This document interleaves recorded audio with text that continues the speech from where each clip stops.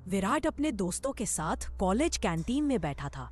उसकी आंखों में अजीब सी चमक थी, एक जुनून जो अब पागलपन में बदलता जा रहा था। अर्जुन मुस्कुराते हुए, तो क्या अब सिया मान गई तुम्हारे इस रिश्ते के लिए?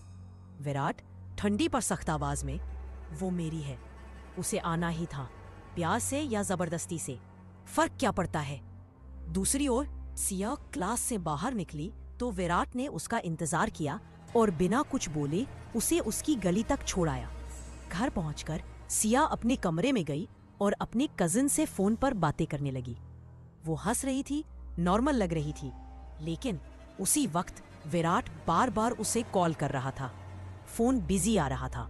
विराट का माथा तंग गया, उसकी आंखों में गुस्से की आग थी। उसके लिए ये सिर्फ बात नहीं उठाने वाली बात नहीं थी, ये उसकी हुकूमत को चुनौती थी।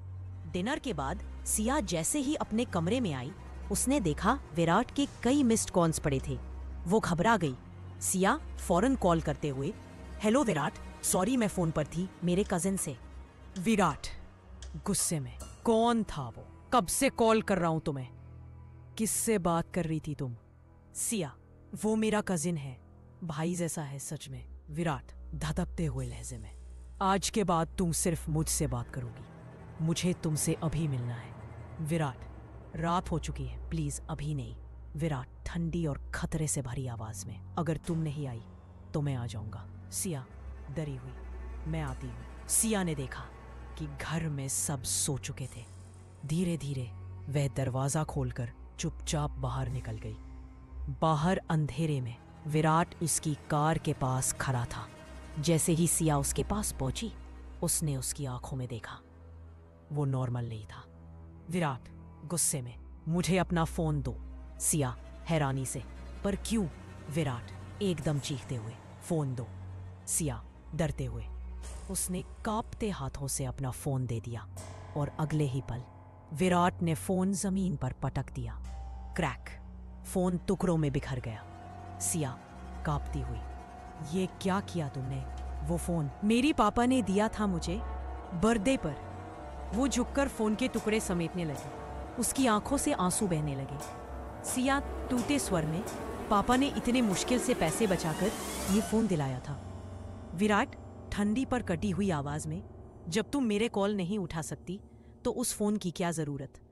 बल्कि वो एक शुरुआत थी, एक ऑब्सेसिव लव की। विराट ने सिया का हाथ कसकर पकड़ लिया। उसकी आंखों में गुस्सा था, मगर उस गुस्से के पीछे एक अजीब सा जुनून छुपा था। विराट सख्त लहजे में, कजिन हो या कोई और, सबसे पहले मुझसे बात करनी है। आज के बाद ऐसी गलती मत करना। सिया की आंखों में आंसू आ गए। वो कुछ कह नहीं पाई, बस चुपचाप हाँ में सिर हिला दिया। विराट बिना पीछे देखे गुस्से में वहां से चला गया, सिया को वहीं आंसुओं के साथ छोड़कर। अगले दिन सिया जैसे ही कॉलेज जाने को तैयार हुई, विराट उसके घर के बाहर खड़ा था। उसके हाथ में एक नया फोन था। विराट बिना मुस्कुराए, तुम्हारा फोन टूट गया था, ये नया है तुम्हें, ये नया है तुम्हारे लिए। सिया कुछ कहना चाहती थी, विराट कल जो तुमने, पर वो उसकी बात बीच में ही काट देता है।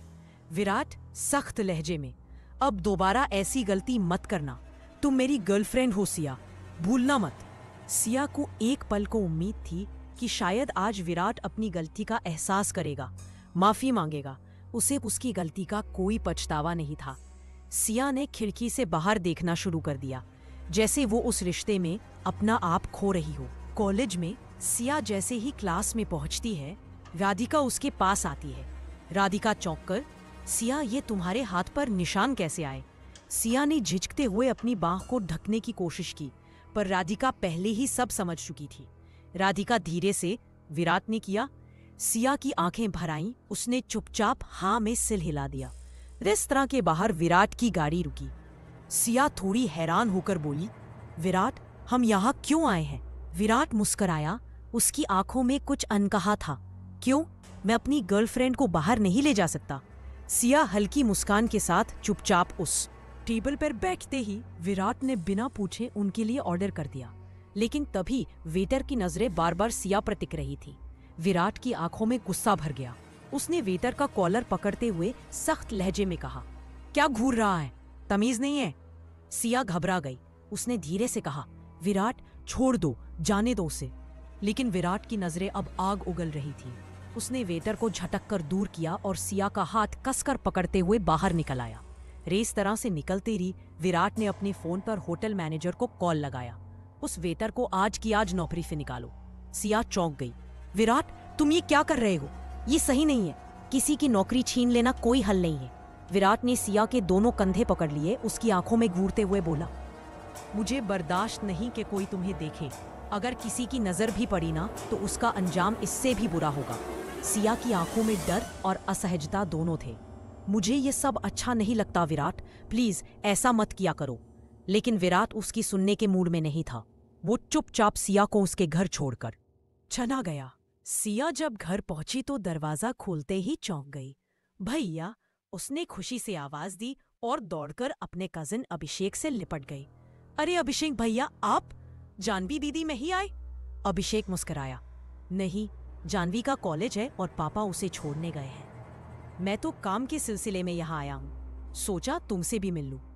पीछे से सिया की मम्मी बोली, अभी तो आए हैं अभिषेक, थोड़ी देर तो आराम कर लेने दो।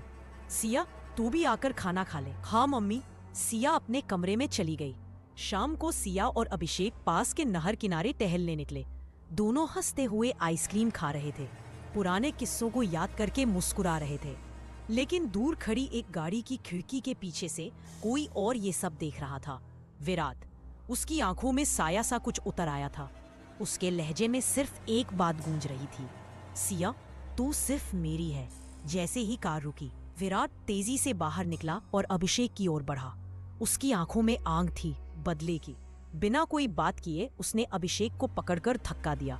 विराट नहीं, सिया ने दौड़कर उसे रोका, पर विराट नहीं रुका। अभिषेक ने भी पीछे हटने के बजाय विराट के वार का जवाब दिया। दोनों के बीच झगड़ा शुरू हो गया। सिया ने खुद को बीच में डालकर विराट को धक्का दिया और अभिषेक के पास खड़ी हो गई। और तभी चटाक, सिया ने विराट को जोरदार थप्पड़ मारा। बस करो विराट सिंघानिया, बहुत हो गया। उसकी आंखें गुस्से और दर्द से भरी थी। वो पल बिल्कुल ठहर सा गया था। फिर सिया ने अभिषेक की ओर मुड़ते हुए चिंता से पूछा, भैया, आपको लगी तो नहीं? भैया? ये शब्द सुनते ही विराट के कदम रुक गए। उसने चौंक कर पूछा, ये कौन है? सिया ने जवाब दिया, ये मेरे मामा के बेटे हैं, मेरे भाई। विराट कुछ कहने ही वाला था कि सिया ने सख्ती से कहा, मुझे तुमसे कोई बात नहीं करनी विराट। वो पल विराट के लिए एक तमाचा था। सिया का उस पर ऐसा गुस्सा। वो चुपचाप अपनी गाड़ी में बैठा और वहां से चला गया। अभिषेक ने सिया की ओर देखा। कौन था वो सिया? सिया की आंखों में आंसू थे। उसने कांपती आवाज में सब कुछ बता दिया। कैसे विराट ने उसके पिता को झूठे केस में फंसाया, कैसे उसकी जिंदगी में जबरदस्ती दाखिल हुआ। अभिषेक ने उसका हाथ पकड़ा। सिया, तुम्हें यहाँ से कहीं दूर जाना चाहिए। ये विराट बहुत खतरनाक इंसान लगता है। मैं नहीं जानता आगे क्या करेगा। सिया धीरे से बोली, पर माँ पापा को क्या बताऊं? पापा को और दुख नहीं देना चाहती। अभिषेक ने कहा, मेरे साथ दिल्ली चलो। मैं बुआ से कह दूंगा कि तुम आगे की पढ़ाई वहां करना चाहती हो। तुम विराट से भी दूर हो जाओगी। सिया थोड़ी देर चुप रही। फिर उसने आंसू पोंछते हुए कहा, पर अगर विराट को पता चल गया तो? अभिषेक गंभीर हो गया। सिया, अगर तुम्हें उसकी कैद से आजाद होना है तो तुम्हें एक फैसला लेना ही होगा। कुछ देर सोचकर सिया ने हाँ में सिर हिलाया। वो अब दिल्ली जाने के लिए तैयार थी ताकि वो उस जबरदस्ती के रिश्ते, उस जुनूनी प्यार से खुद को आजाद कर सके। डिनर के बाद विराट जब अपने रूम में जाने वाला होता है, तभी उनके पिता सिद्धार्थ सिंघानिया कहते हैं, डिनर के बाद स्टडी रूम में मुझसे मिलो। विराट चुपचाप सिर हिलाता है। रात को जब वो स्टडी रूम में पहुंचता है तो वहां पहले से ही उसके पिता सिद्धार्थ और भाई विराज मौजूद होते हैं। सिद्धार्थ, विराट, अब वक्त आ गया है कि तुम भी विराज के साथ बिजनेस में हाथ बटाओ। तुम्हें लंदन जाना होगा ट्रेनिंग और आगे की पढ़ाई के लिए। विराट थोड़ा हिचकिचाता है। पापा, मैं अभी नहीं जाना चाहता। विराज उसे समझाते हुए बोलता है, विराट, ये वक्त है जिम्मेदारी उठाने का। अब तुम्हारा ध्यान सिर्फ एक लड़की पर नहीं, अपने करियर पर भी होना चाहिए। विराट की आंखें झुक जाती हैं। भैया, मैं अभी सिया से दूर नहीं जाना चाहता। विराट स्टडी रूम से निकल जाता है। भाई का समझाना। कुछ देर बाद विराज विराट के कमरे में आता है। उसकी आवाज सख्त होती है पर दिल में फिक्र होती है। विराज, विराट, तुम सिया से प्यार करते हो, ये मैं जानता हूँ, और मैंने वादा किया है कि सिया सिर्फ तुम्हारी होगी। लेकिन अगर तुमने सिया के लिए बिजनेस और फैमिली को छोड़ दिया तो ये मैं कभी बर्दाश्त नहीं करूंगा। विराट कुछ नहीं कहता, बस धीरे से कहता है, मैं सोचकर बताऊंगा भैया। एक रात सिद्धार्थ और श्रद्धा, विराट की माँ, किसी बिजनेस पार्टी से लौट रहे होते हैं। तभी कुछ नकाबपोश हमलावर उन पर हमला कर देते हैं। बॉडीगार्ड्स मुकाबला करते हैं लेकिन हालत बिगड़ती जा रही होती है। तभी विराज मौके पर पहुंचता है और अपने माँ पिता को बचाने की कोशिश में खुद गोली खा लेता है। श्रद्धा चीख पड़ती है, विराज बेटा। विराज को तुरंत हॉस्पिटल ले जाया जाता है। डॉक्टर्स कहते हैं गनीमत रही कि गोली चूप कर निकल गई है, जान को अब कोई खतरा नहीं। विराट हाफता हुआ हॉस्पिटल पहुंचता है। माँ पिता और भाई को इस हालत में देखकर उसका दिल कांप उठता है। विराट गुस्से और गम में, किसने किया ये सब, कौन था? विराज धीरे से कहता है, अभी पता नहीं, लेकिन जल्द ही पता चल जाएगा। उसी रात विराट अपने कमरे में अकेला बैठा होता है। उसे पहली बार ये महसूस होता है, मेरे परिवार को मेरी जरूरत है और अब मुझे जाना ही होगा।